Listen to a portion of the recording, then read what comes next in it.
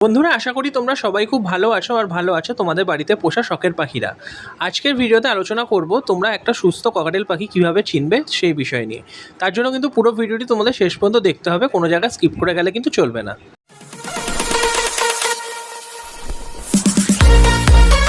প্রথম তোমাদের যে জিনিসটা লক্ষ্য করতে হবে সেটা হচ্ছে পাখির চোখ।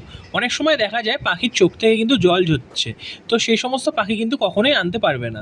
কারণ দেখো, পাখির চোখ থেকে জল ধরে দুটো কারণে। এক হচ্ছে পাখির যখন ঠান্ডা লাগে তখন, আর একটা কিন্তু পাখির চোখে যখন ইনফেকশন হয় তখন। তো এরকম পাখি কিন্তু ভুলেও কিন্তু বাড়িতে আনবে না। দ্বিতীয় যেটা দেখতে হবে সেটা হচ্ছে পাখির নাক থেকে দেখতে পারবে অনেক সময় কিন্তু জল ঝরে। তো ঠান্ডা লাগলে কিন্তু এই জিনিসটা হয়ে থাকে, সেসব পাখি কিন্তু তোমরা কখনোই আনবে না। তৃতীয় যে জিনিসটা দেখতে হবে সেটা হচ্ছে পাখির ডানা। অনেক সময় দেখা যায় পাখির ডানার মধ্যে কিন্তু চোট লাগা থাকে। তো সেই সমস্ত পাখিগুলো আনলে কিন্তু তোমাদের পাখিদের কখনোই কিন্তু ব্রিডিং করবে না, এর ফলে কিন্তু সঠিকভাবে তোমরা ডিম বাচ্চাও পাবে না। লাস্ট যে পয়েন্টটা তোমরা দেখবে সেটা হচ্ছে পাখির ডিম দেওয়ার জায়গাটা দেখবে ফিমেল পাখির অনেক সময় কিন্তু ফোলা থাকে।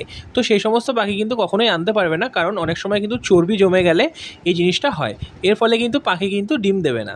তো বন্ধুরা, এই ছিল ভিডিও। আশা করি ভিডিওটি তোমাদের উপকারে এসছে। ভিডিওটি ভালো লাগলে অবশ্যই একটা লাইক করবে আর বন্ধুদের সাথে কিন্তু শেয়ার করে দেবে।